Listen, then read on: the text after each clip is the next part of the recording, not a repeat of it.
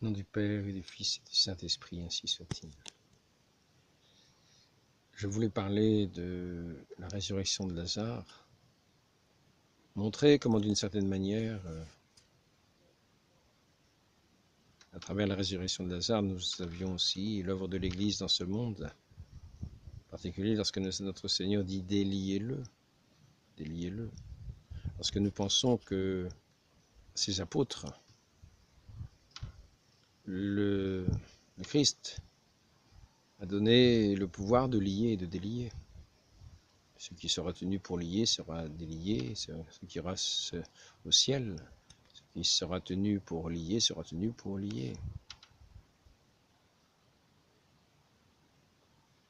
C'est le pouvoir des clés qui est donné à Saint Pierre. Le pouvoir de juridiction, mais aussi le pouvoir de remettre les péchés. Ceux à qui vous remettrez les péchés les seront remis. Donc le Christ et les disciples ont obéi à la parole du Christ. Christ a été conduit au tombeau, devant le tombeau. Il fallait de la foi pour penser que notre Seigneur allait ressusciter Lazare, même si il y avait déjà eu le fils de la veuve, que le Christ avait ressuscité, lui qui était porté sur sa civière. Et ici, nous voyons notre Seigneur qui dit « Si tu crois, tu verras la gloire de Dieu ». Nous sommes donc dans le domaine de la foi, cette vie qui nous est rendue par la foi au Christ, de celui qui est la vie, la résurrection. Je suis la résurrection, la vie. Celui qui croit en moi, fût-il mort, vivra. Donc je parlais hier de l'unité. Je parlais hier de l'unité, c'est-à-dire l'union au Christ, qui atteint ici-bas sa plénitude dans la communion, lorsque nous recevons, c'est le sommet, lorsque nous recevons le Christ qui se donne lui-même sous la forme d'un morceau de pain, dans la sainte hostie, sous les espèces d'un morceau de pain. Il se donne corps, sang, âme, divinité. Le Christ tout entier se donne à nous pour nous unir à lui. C'est la pleine communion, pourvu que nous soyons disposés, nous, intérieurement, autant que nous sommes disposés intérieurement, à nous unir à lui. Bien sûr, si nous sommes dans la distraction complète, bien sûr, lui, notre Seigneur, s'est donné à nous, mais nous pouvons aussi, d'une certaine manière, le bafouer d'une manière inimaginable, en ne pensant même pas à celui que nous recevons, lorsque nous le recevons sur notre langue. Lui qui se donne comme le pain vivant descendu du ciel.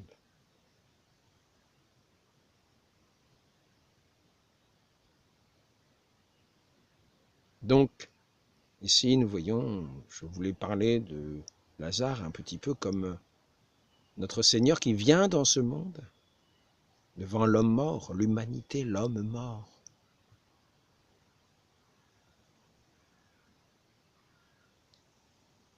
Et qui montre à travers ses disciples son Église agissante, qui agit à sa parole, et qui va délier l'homme mort, ressuscité à la voix du Christ.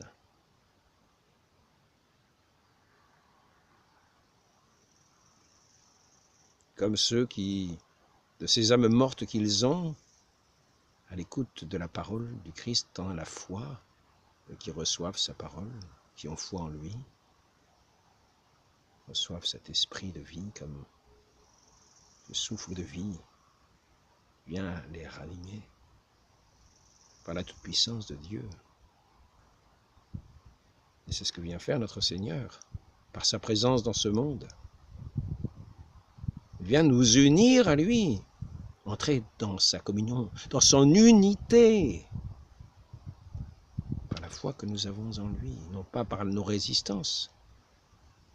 C'est ainsi qu'il envoie ses disciples par le monde entier, pour que cet homme mort, cette humanité gisante, qu'est-il marqué ici déjà?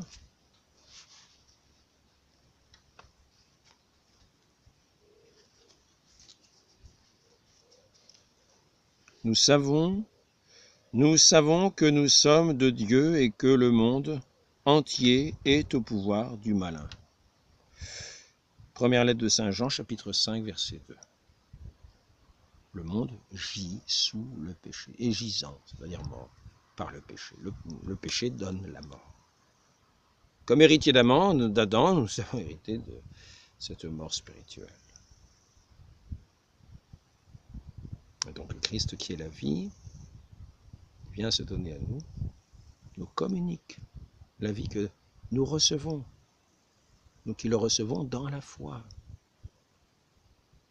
Nous qui croyons en lui, qui faisons ce qu'il dit et qui le recevons. Parce que nous croyons que lorsque nous recevons ce qui ressemble à un petit morceau de pain, nous le recevons lui, notre Dieu. Il se donne corps, sang, âme, divinité, tout entier à nous. Comme le pain vivant descendu du ciel pour être notre nourriture. La nourriture de nos âmes. Quelquefois pour la guérison des corps, nous voyons ça à Lourdes. Des malades, même inconscients. Le Saint-Sacrement passe devant eux dans la procession du Saint-Sacrement et les malades guérissent devant eux.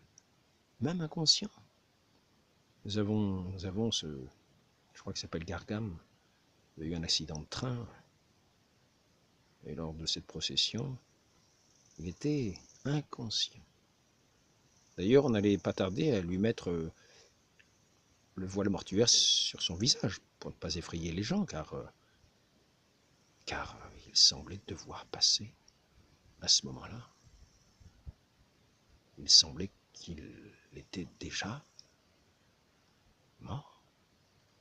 Et ainsi, notre Seigneur, dans le Saint-Sacrement, présent dans le Saint-Sacrement, tenu dans les mains du prêtre, dans cet ostensoir, dans cette procession, suivi par tous les fidèles qui suivent leur Maître, leur Christ, leur Dieu, le chantant, le louant. Notre Seigneur guérit ce grand malade, non seulement dans son âme, mais aussi dans son corps, comme une résurrection. Et le bureau médical a été bouleversé en voyant cette espèce de mort-vivant tout maigre, complètement décharné à 30 ans, qui venait ouvrir la porte du bureau des constatations médicales, qui ont vu apparaître celui qui semblait un mort-vivant. Mais dans ses yeux, il y avait bien cette vie qui était revenue, cette force qu'il avait eue de se lever en présence du Christ. Et après ça, il s'est mis à manger tout à fait normalement. Donc, nous voyons que notre Seigneur est venu dans ce monde comme le pain vivant descendu du ciel pour ressusciter notre humanité malade, notre humanité morte spirituellement. La grande partie de l'humanité était dans l'ignorance de la venue du Christ et dans le mépris du Christ, comme nous l'avons vu. Les pharisiens qui interprétaient de travers et qui ne voulaient pas reconnaître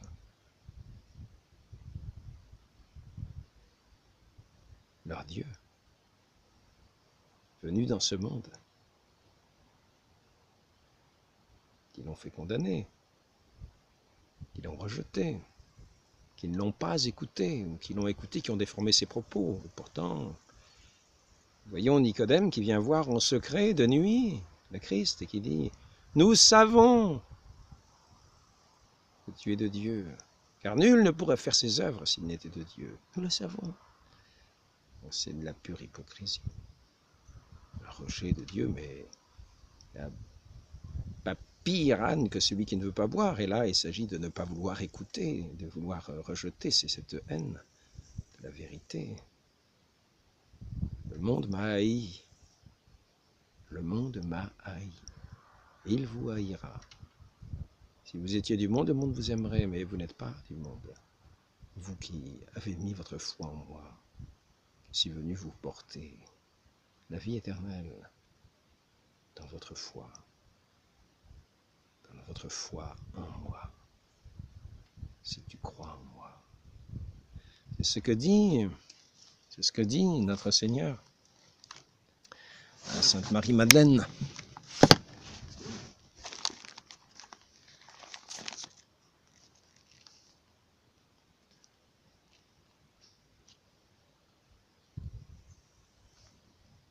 Marthe lui dit,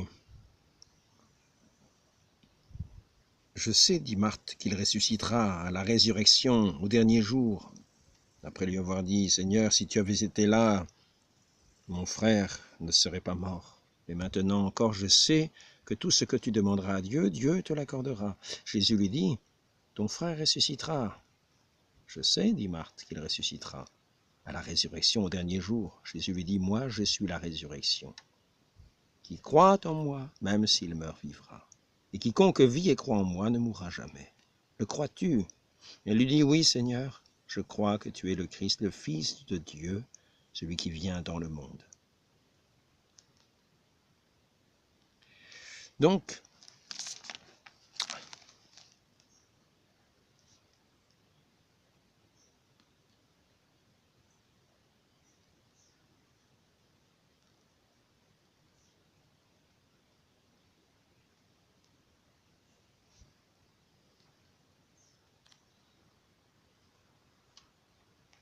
il dit encore, Marthe, la sœur du mort, dit au Seigneur, juste avant la résurrection, « Seigneur, il sent déjà, c'est le 4e jour. » Jésus lui dit, « Ne t'ai-je pas dit que si tu crois, tu verras la gloire de Dieu ?» On ne leva donc la pierre. Jésus leva les yeux et dit, « Père, je te rends grâce de m'avoir écouté. Je savais que tu m'écoutes toujours. » Et ainsi, notre Seigneur s'adresse à Saint Lazare pour le faire sortir du tombeau. Donc, nous voyons notre Seigneur qui est venu dans ce monde, lui qui est la vie, pour nous donner la vie, pour donner la vie à ceux qui croient en lui, c'est-à-dire qu'ils le reçoivent. La lumière est venue dans le monde, et les ténèbres ne l'ont pas reçue. Parce que ceux qui ne le reçoivent pas, ce monde qui ne le reçoit pas, reste dans les ténèbres, il est la lumière. Les ténèbres seront toujours les ténèbres. Et notre Seigneur est venu dans le monde pour éclairer. Tout homme venant en ce monde, pour éclairer. Il est venu pour éclairer. Mais il ne force pas les volontés. Il faut avoir cette oreille pour l'entendre. Et cette oreille, c'est l'oreille de la foi qui ouvre son cœur à la parole divine. C'est ainsi que nous sommes unis à lui dans la foi. Nous écoutons sa parole, toutes ses paroles. Nous les buvons. Notre pain de vie. Donc nous sommes unis dans la foi. Maintenant, nous pouvons parler de l'ignorance. Il y en a qui parlent d'une ignorance invincible. Ils disent qu'il y a quantité de gens qui sont dans l'ignorance invincible, qui sont de bonne volonté. C'est-à-dire que s'ils entendaient la parole du Christ, ils y adhéreraient. Et ils disent que ces gens-là sont l'âme de l'Église. C'est même d'ailleurs, je crois bien que c'est un enseignement assez courant de l'Église, de dire que tous ces gens-là n'appartiennent pas au corps. Donc ils disent qu'ils sont l'âme de l'Église. Qu'est-ce à dire qu'ils sont l'âme de l'Église? Tous ces gens qui ne sont pas incorporés, tous ces gens qui ne sont pas encore unis au Christ, qui ne sont pas unis au corps de Christ, qui n'ont pas encore entendu sa parole, qui sont dans l'ignorance, qui n'ont pas encore reçu le baptême dans lequel on entre justement dans ce royaume qui est notre Seigneur. Lui qui est la tête et nous les membres. Nous lui sommes unis au baptême. Au baptême, nous faisons un avec notre Seigneur. Nous devenons d'autres Christ, nous sommes ses membres, il est la tête. et c'est ainsi qu'il nous communique ses grâces. C'est ainsi que nous avons cette vie qui vient nous irriguer. Et donc ceux qui ne le connaissent pas, non pas parce qu'ils le rejettent, non pas parce qu'ils sont des mauvaises volontés, non pas parce qu'ils ont des fautes, mais parce qu'ils ne l'ont pas encore entendu. Et notre Seigneur ne s'est pas encore manifesté à eux, soit par des interventions particulières, comme nous voyons quelquefois dans des songes. Il y a beaucoup de musulmans qui sont convertis dans des songes. Notre Seigneur se manifeste à eux dans des songes. Avant la venue du Seigneur, notre Seigneur s'est déjà manifesté, déjà par les prophètes, nous le croyons.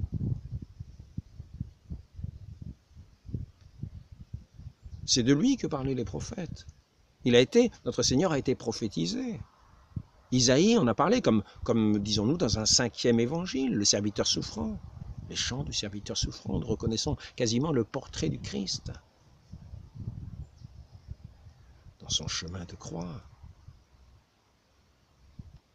Les psaumes de David et quantité d'autres qui nous montrent notre Seigneur. Je vais peut-être ici quelques exemples. Petite pause.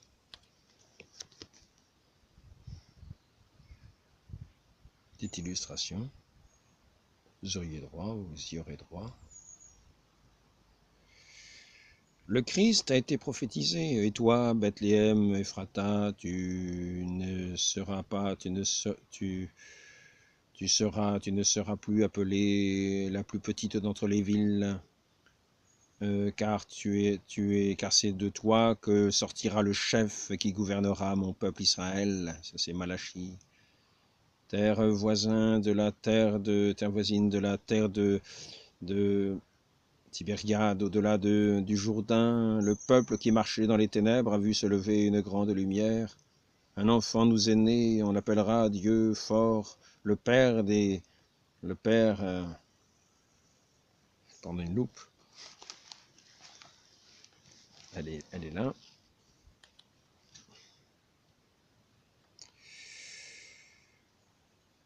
On l'appellera Dieu fort, le Père du siècle, le Prince de la paix. Isaïe, il annonce la justice aux nations, il ne criera point, Isaïe, voici votre roi qui vient à vous, plein de douceur, monté sur le poulain d'une ânesse, Zacharie. Ils ont compté pour rien, ils ont compté mon prix, 30 pièces d'argent, jetez-les au potier, etc. Ils ont percé mes mains et mes pieds, ils m'ont abreuvé de vinaigre. Vous ne laisserez pas votre ami voir la corruption. Voilà, et quantité de passages qui parlent de notre Dieu, par les prophètes. Il se révèle de multiples manières, de la manière peut se faire connaître dans sa providence, d'une manière que nous ne connaissons pas, c'est ce que dit l'Église. C'est ce que dit l'Église. À ceux qui sont dans cette ignorance invincible, Dieu se fait connaître d'une manière que nous ne connaissons pas.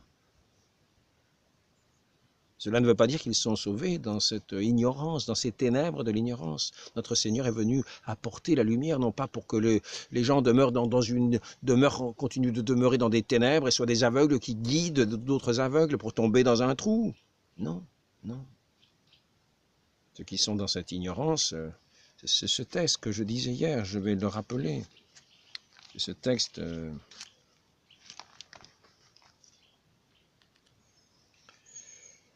Singularis quidem, 1856, de Léon XIII. L'Église ne cesse de répéter que le fondement de la foi n'est pas la raison, mais l'autorité de Dieu. Elle crie hautement que tout l'espoir de l'homme, tout son salut est dans la foi chrétienne.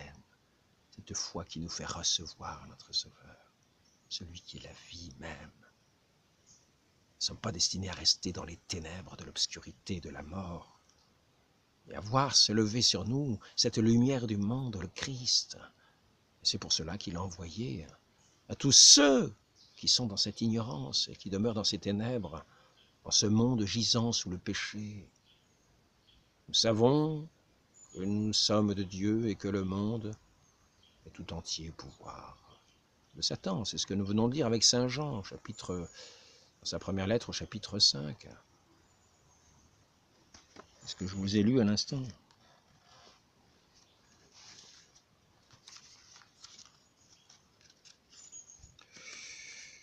Nous savons que nous sommes de Dieu et que le monde entier est au pouvoir du malin. Première lettre de Saint Jean, chapitre 5, verset 2. Donc, nous ne sommes pas destinés à demeurer dans ces ténèbres au pouvoir du malin, au pouvoir de Satan.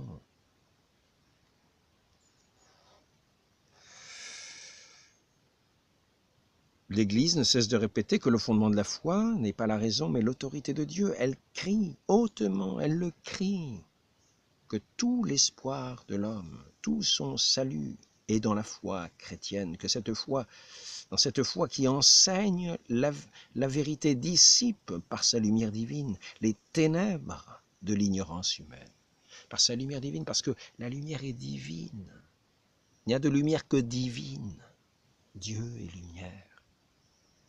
Dieu est amour, il n'y a d'amour qu'en Dieu. Entre lui, nous ne pouvons rien faire. Il est l'amour, il est la vie, il est la lumière. Et il veut nous faire entrer dans sa lumière, il veut nous faire participer à son amour, à sa vie, à sa lumière, comme ses enfants bien-aimés. Et ainsi, non pas demeurer dans les ténèbres, dans l'ignorance. Nous pourrons dire, ah, nous n'avons pas de faute, nous sommes dans les ténèbres de l'ignorance, c'est une ignorance invincible. Non, non, non.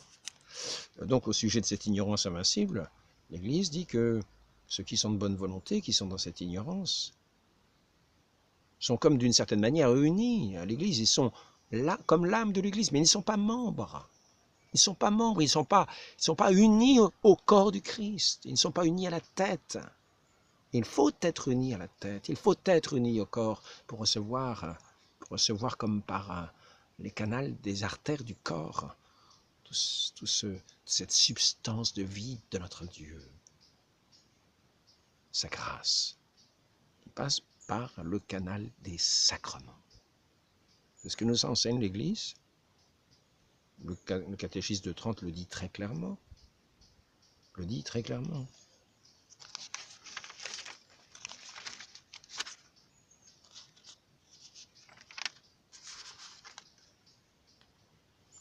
Le Concile de Trente nous rappelle, dans la session 6, au chapitre 3, « Bien que lui soit mort pour tous, cela seulement auquel les mérites de sa passion est communiqué. »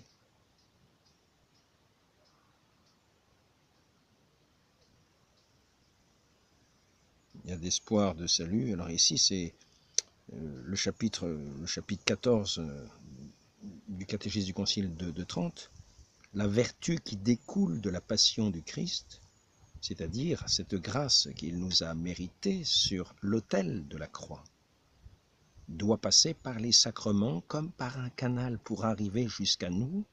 Autrement, il n'y a d'espoir de salut pour personne. Il nous faut être unis au corps du Christ, unis à la tête, unis à la tête. Ne sont véritablement de l'Église que ceux qui sont membres de l'Église, c'est-à-dire unis à la tête.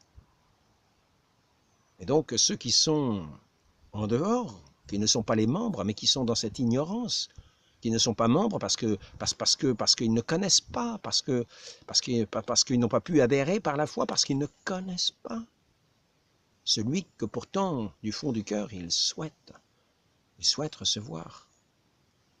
Ils ne sont pas, il n'est pas dit qu'ils sont condamnés. Il est dit ici, si nous continuons cette lettre, Singularis quidem, je reprends.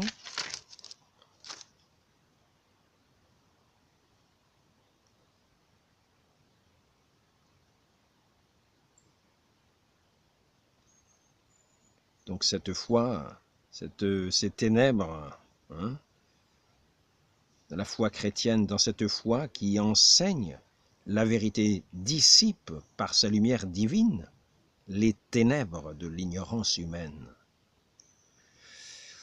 Hors de l'Église, alors ici, l'Église est le sanctuaire de la foi même et le temple de Dieu, hors duquel, sauf ignorance invincible, il n'y a pas de salut à attendre.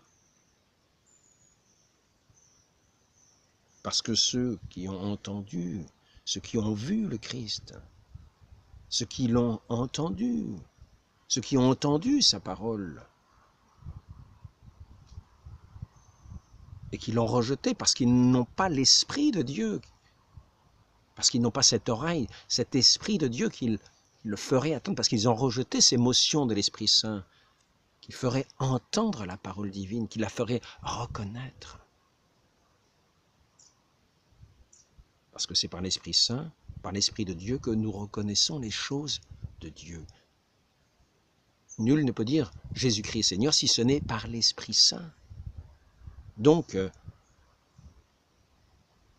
ici, pour ceux qui sont dans cette ignorance, qui sont de bonne volonté, qui sont dans les dispositions pour le recevoir, eh bien, il n'est pas dit qu'ils sont condamnés. Mais il n'est pas dit qu'ils sont sauvés. Par contre, notre Seigneur connaît le fond des cœurs, les dispositions des cœurs. Et c'est ainsi que l'Église, qui sait ces vérités qui sont de foi, que c'est par la foi que nous sommes sauvés, que c'est par la foi au Christ que nous sommes sauvés, que nul sans la foi au Christ ne peut être sauvé, que nul sans être uni au Christ dans son corps, comme membre, nul ne peut être sauvé s'il n'est uni à lui comme membre. Eh bien, elle dit ignorer. De quelle manière? Ceux qui sont dans cette ignorance peuvent être conduits au salut. Et oui, quelquefois, c'est peut-être, quelquefois, je vous ai dit tout à l'heure, nous avons le témoignage de certains musulmans, c'est dans des songes qu'ils ont cette connaissance du Christ qui vient comme leur parler, comme se faire connaître à eux. Et ils se convertissent. Mais de manière les plus multiples, les plus que nous ne connaissons pas. Parce que notre Seigneur ne laissera pas perdre un de ses enfants, c'est-à-dire qu'il se dispose à le recevoir. C'est la conviction, c'est la profonde conviction de l'Église qui a toujours été enseignée. Cela ne veut pas dire qu'on est sauvé sans le baptême, qu'on est sauvé sans la foi et la connaissance du Christ, car la vie éternelle, c'est de le connaître.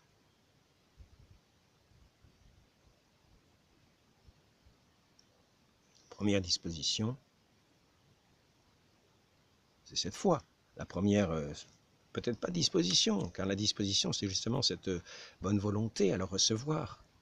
C'est cette terre bien préparée à recevoir la semence qui pourra fructifier sur cette terre bien préparée.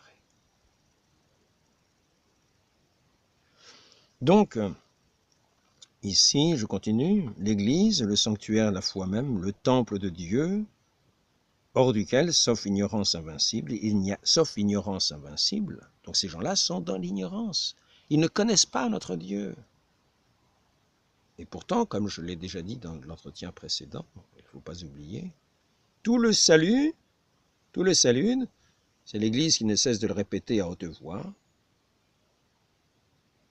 Elle crie hautement que tout l'espoir de l'homme, tout son salut est dans la foi chrétienne, pas dans l'ignorance.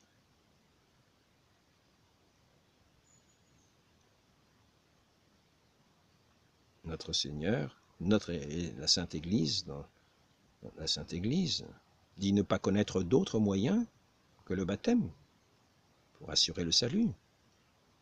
Parce que c'est notre Seigneur lui-même qui le dit. Nul ne peut entrer dans le royaume des cieux s'il ne renaît de l'eau et de l'esprit.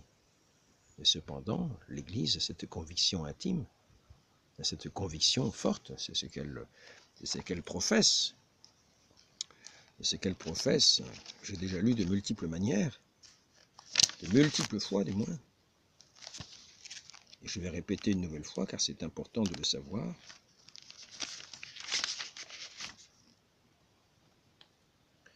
Ici, nécessité de la foi, catéchisme de l'Église, paragraphe 161. Croire en Jésus-Christ et en celui qui l'a envoyé pour notre salut est nécessaire pour obtenir le salut. Et elle cite Saint Marc, chapitre 16, verset 16, et Saint Jean, chapitre 3, verset 36. Parce que sans la foi, il est impossible de plaire à Dieu. Hébreux, chapitre 11, verset 16. Et d'arriver à partager la condition de ses fils. Personne jamais ne se trouve justifié sans elle. Et personne, à moins qu'il n'ait persévéré en elle jusqu'à la fin, n'obtiendra la vie éternelle. Saint Matthieu, chapitre 10, verset 22, chapitre 24, verset 13.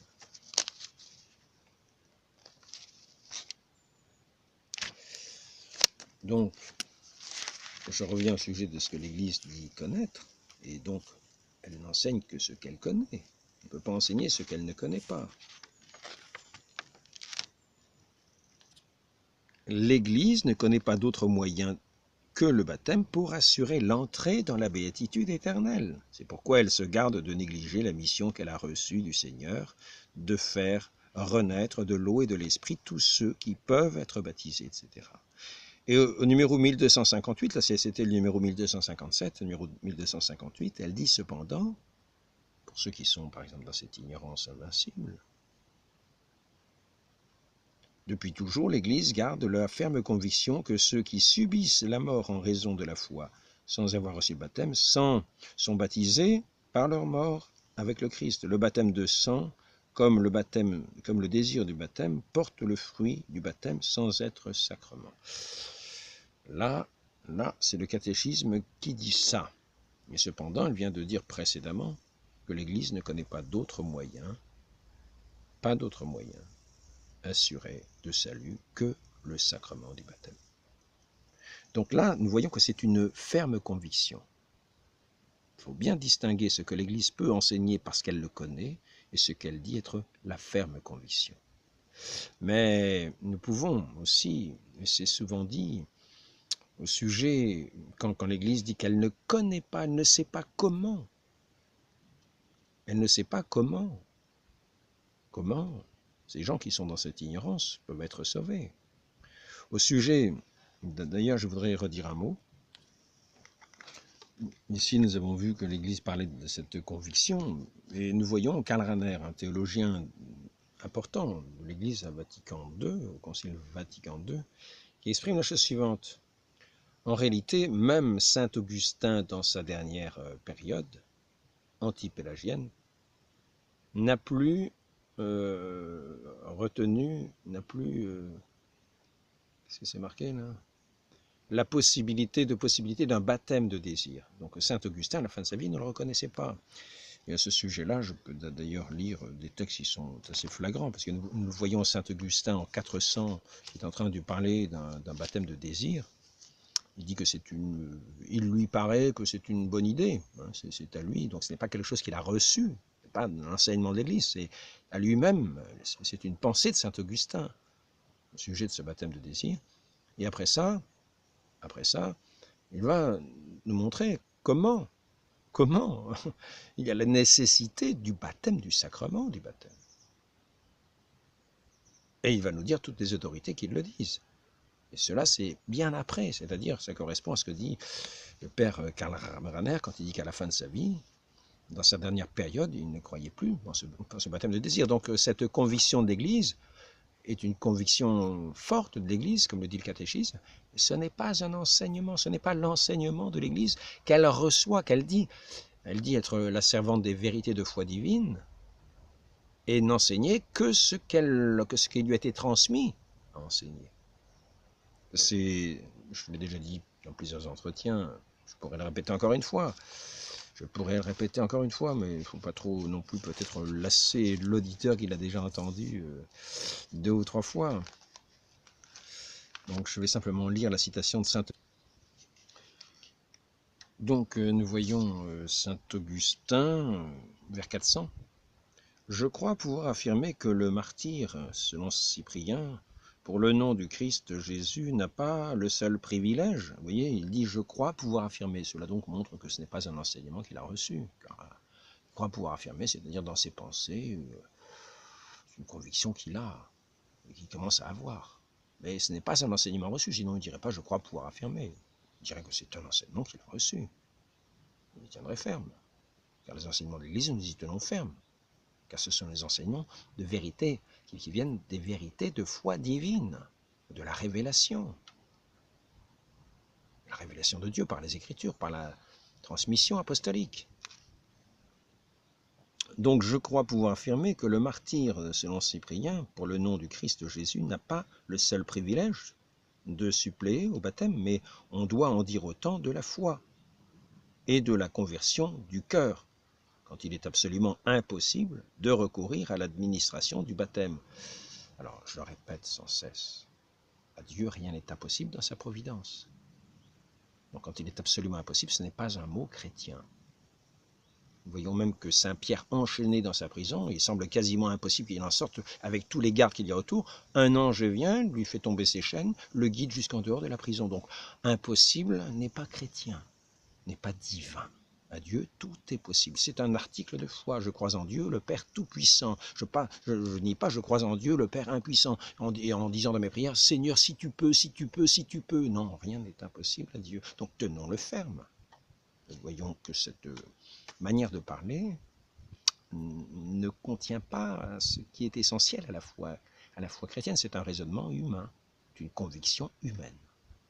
C'est une conviction forte humaine. Ce n'est pas l'enseignement de notre Seigneur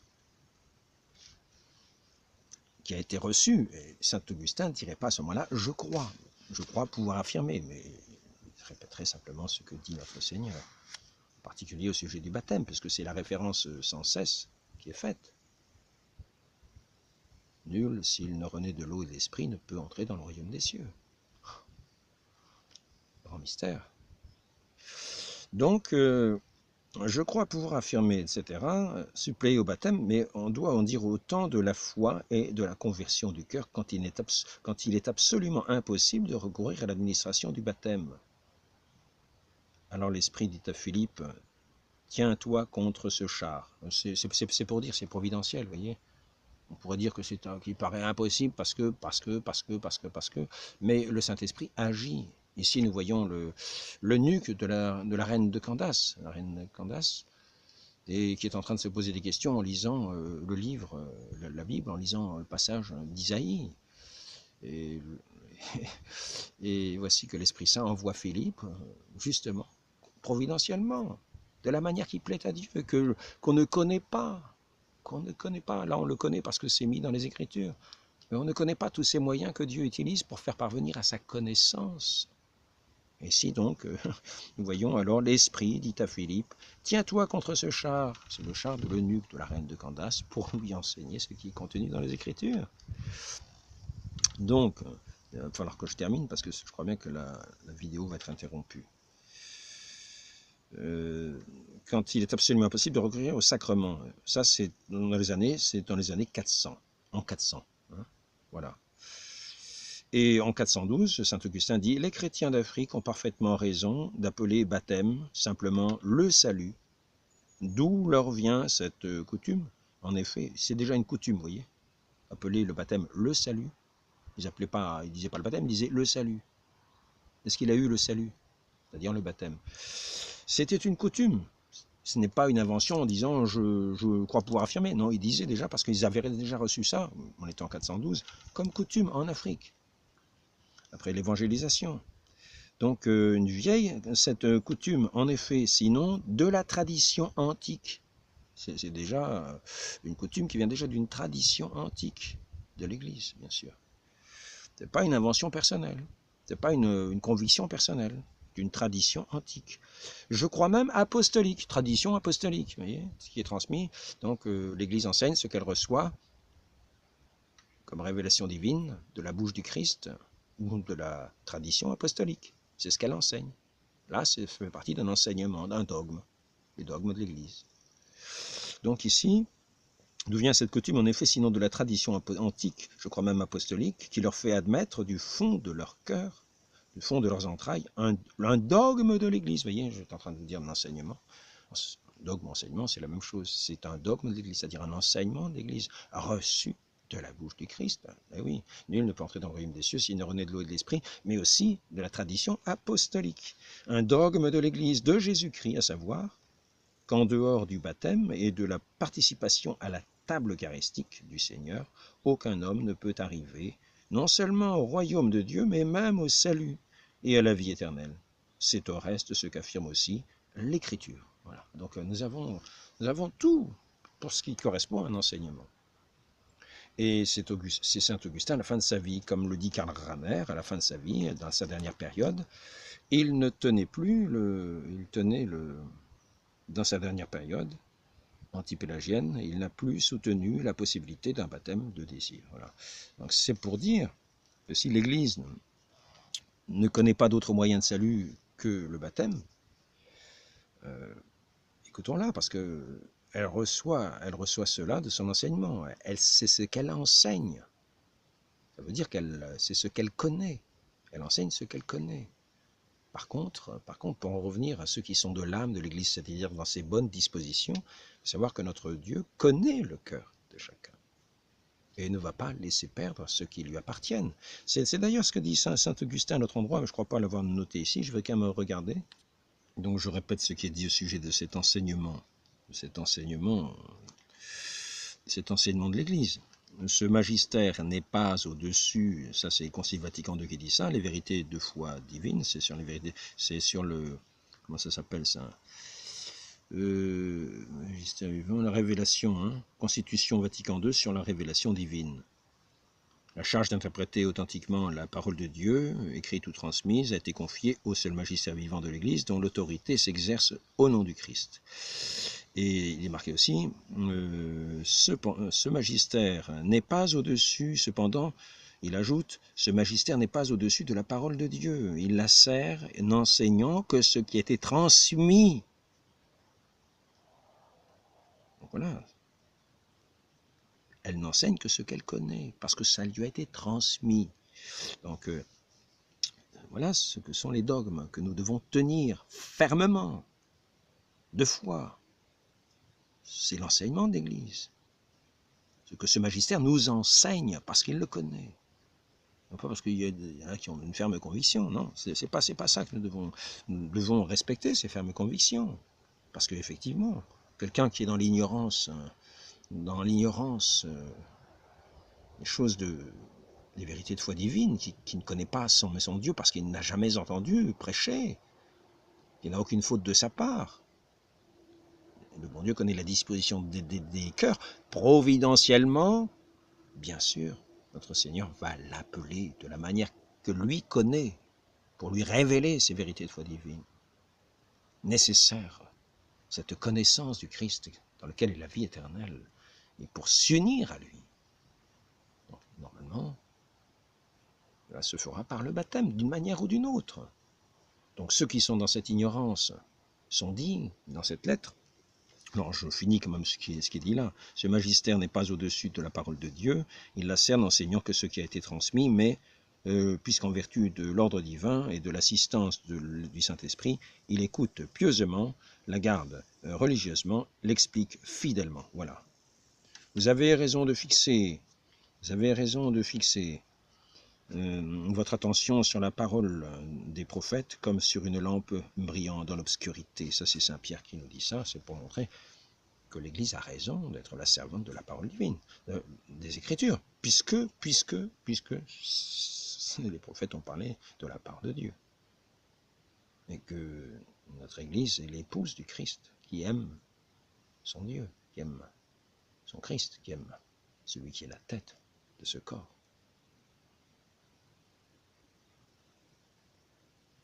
L'Église est le corps, le Christ est la tête. Il faut être membre de ce corps, il faut être uni au Christ, c'est-à-dire participer à sa vie. Participer à sa vie, participer à sa foi, c'est-à-dire être uni à son magistère aussi. Qui vous écoute, m'écoute. Cela est dit aux apôtres, cela n'est pas dit n'importe qui. Pas dit au premier venu, c'est qui vous écoute m'écoute. Donc nous devons écouter ce qu'enseigne l'Église, ce qu'elle dit connaître, et le tenir fermement.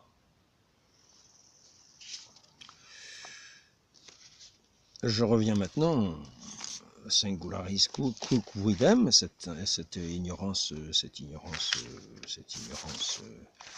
ceux qui sont dans cette ignorance invincible, singularis quidem. Donc l'Église est le sanctuaire de la foi, et le temple de Dieu, hors duquel, sauf ignorance invincible, il n'y a point de salut, hors duquel, sauf ignorance invincible, il n'y a point de salut à attendre. Et ici, c'est le mot important, c'est à attendre. Parce que dans ce mot à attendre, il n'est pas dit que ceux qui sont dans l'ignorance sont sauvés. Parce que plus loin, il est quand même dit la chose suivante. Il est à craindre que dans les prêtres qui doivent s'appliquer à l'enseignement et à l'étude, à qui incombe la charge d'instruire le peuple des choses dont la connaissance est indispensable au salut, et d'administrer les sacrements, par lesquels nous sommes nourris de cette vie même de Dieu, celui qui s'est fait le pain vivant de nos âmes, pour nous donner sa vie, la communiquer par son Esprit Saint. Donc ici, il nous est dit que l'ignorance n'est pas suffisante. Ce n'est pas une formule magique pour être sauvé, l'ignorance. Ah, je suis ignorant, je n'ai pas de faute de ma part. C'est, ah, vous savez, je n'ai pas de péché. Non, je suis un ignorant, je n'ai pas de péché. Ces gens-là sont dits être dans les ténèbres. Comprenez-le bien. Cette foi qui enseigne, voyez, hautement que tout l'espoir de l'homme, tout son salut est dans la foi chrétienne. Dans cette foi qui enseigne, la vérité dissipe par sa lumière divine les ténèbres de l'ignorance. Donc ce sont ceux qui sont dans les ténèbres. Ces aveugles qui ont tendance à guider des aveugles. Même quand on est de bonne volonté, on a tendance à parler de choses quelquefois qu'on ignore. Et justement, on ignore le Christ, on ignore l'essentiel. Donc on parle de choses... Quand on ignore celui qui est le sommet, on parle de tout le reste de façon disproportionnée. On a tendance à idolâtrer le monde. Quand on ne connaît pas celui qui est à adorer, par ignorance. De bonne volonté, on va faire les adorations, on va faire toutes les choses qui sont des ténèbres de ce monde. Depuis le péché d'Adam, de cette mort spirituelle. Ils sont morts spirituellement, ils n'ont pas la vie. Ceux qui sont dans cette ignorance ont des bonnes dispositions. S'ils entendaient la parole, sans doute, la rejoindraient-ils. Notre Seigneur voit le cœur, voit cette disposition, cette préparation qui est faite quelquefois de différentes manières. La bonne terre est préparée pour recevoir la semence divine. Et il faut la recevoir, cette semence divine, sinon il n'y a rien qui pousse. Vous avez une bonne terre, vous ne semez rien, il n'y aura rien. Donc notre Seigneur est le semeur, il vient semer les paroles de la vie. Donc même si nous avons des bonnes dispositions, il nous faut recevoir la semence, sinon il n'y a rien qui pousse. C'est le b.a.-ba, c'est l'évidence de ce qui est dit au sujet de la connaissance de celui qui est la vie même. Connaître celui que vous avez envoyé, c'est-à-dire le Christ, et la vie éternelle. La vie éternelle, c'est de vous connaître, de connaître celui que vous avez envoyé. C'est la vie éternelle. Ce sont des vérités de foi divine, et ce sont surtout des évidences. Notre Dieu est la vie, et il veut nous communiquer la vie de laquelle nous sommes séparés, depuis que nous avons comme coupé la tête à celui qui était notre chef, n'avons pas entendu, nous sommes séparés de notre chef, de notre Dieu. Depuis le péché d'Adam, nous en sommes séparés. Mais celui qui est séparé de sa tête s'appelle un mort. À la place, nous avons mis d'autres, mais ce n'est pas la tête. Nous avons mis ça à Satan à la place. Le roi, le prince des ténèbres. Le prince des ténèbres. Et nous en voyons bien aujourd'hui les conséquences. Il suffit de voir la société telle qu'elle apparaît. Les fruits de notre société qui rejette son Dieu, qui a rejeté sa tête, qui a coupé sa tête à son roi, qui était le lieutenant du Christ, que saint Jeanne d'Arc appelait le lieutenant du Christ, le roi de France, qui était assis dont le trône reposait sur les lois divines. Il était roi de droit divin. Et il n'était pas l'absolu, il était soumis aux lois divines. Il pouvait être excommunié, et perdre ainsi sa légitimité, car il y était le lieutenant du Christ. Donc n'imaginons pas que ces mots absolutisme, etc., ça, ce sont des mots révolutionnaires. Ils font partie d'un mensonge qui sont pour enténébrer les esprits. Donc nous sommes arrivés, qu'est-ce que nous avons fait depuis la Révolution? Le divorce, ça a été une des premières mesures, c'est-à-dire rompre l'unité entre l'homme et la femme, les séparer. Cette unité qui devait être indéfectible, qui ne soit qu'une seule chair, qu'il soit un, comme l'Église, comme nous sommes un avec le Christ. Nous qui sommes un par le Christ, entre nous, qui formons un seul corps, cette Église sainte. Ben là, c'est la séparation, on coupe la tête au roi, le divorce, machin bidule. Donc divorce. Qu'est-ce qu'il y a ensuite? Massacre de l'Église, bien sûr. On a coupé la tête au roi, mais ça a permis de massacrer ensuite, quand on a enlevé le glaive qui défendait les lois divines, ben on a massacré tous les chrétiens. On a pris le glaive, on l'a ramassé par terre. Ces révolutionnaires l'ont ramassé par terre, ils ont pris des haches, ils ont pris des glaives, ils ont coupé la tête à tous les chrétiens qu'ils ont pu, ils les ont noyés, ils les ont guillotinés, ils en ont fait ce qu'ils ont voulu. Toutes les personnes les plus saintes qui étaient dans cette France, cette France était comme une lumière du monde, parce qu'elle diffusait la parole du Christ dans toutes ses lois, dans toutes ses coutumes. Donc, massacre de l'Église, les peuples, après ça, nous avons quoi? Nous avons en 75, par exemple, nous avons l'avortement en 1975. On tue les petits-enfants dans les ventres de mère. 220 000 petits-enfants tués dans le ventre des mères. Ce sont les ténèbres de l'ignorance, mais du crime aussi. Les ténèbres de Satan. Après l'avortement, nous avons le mariage. Mariage en contresens, mariage à l'envers. Toutes les choses interdites par les Écritures, ou par Dieu, dans les Écritures, sont institutionnalisées dans ces républiques qui ont rejeté le Christ et qui sont dans les ténèbres, avec le prince des ténèbres à leur tête. Ils ont choisi le prince, ils ont enlevé la tête de celui qui était le lieutenant du Christ, qui faisait rayonner la royauté dans sa splendeur, la splendeur du Christ à travers le monde, à travers ses missionnaires, à travers le monde, martyrs, partout, sur toute la terre, dans tout l'univers, selon les commandements du Christ. Et finalement, qu'est-ce que nous avons? L'euthanasie. On va tuer les vieillards, les personnes un peu faibles, qui reviennent cher à la sécurité sociale. Tout cela va contre Dieu. C'est le meurtre, c'est le crime. En demandant en plus la complicité de ceux qui sont là, normalement, qui ont fait serment de les soigner. Plutôt pour les soigner, de les accompagner. De les aider dans leurs difficultés. Bon, voilà, donc là nous voyons quelques exemples de ténèbres. Voilà, donc notre Seigneur est venu dans le monde pour être la lumière, pour dissiper les ténèbres. Pour que ceux qui ont un cœur pour l'entendre puissent l'entendre.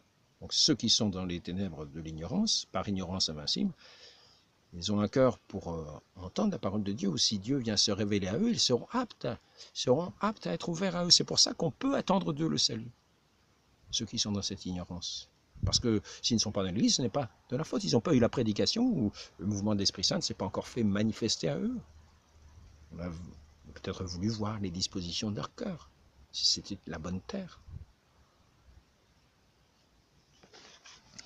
Donc ce sont des choses que nous ne connaissons pas, et l'Église dit qu'elle ne connaît pas la manière dont Dieu s'y prend pour conduire tous ceux qui paraissent loin de l'Église au salut. Et souvent,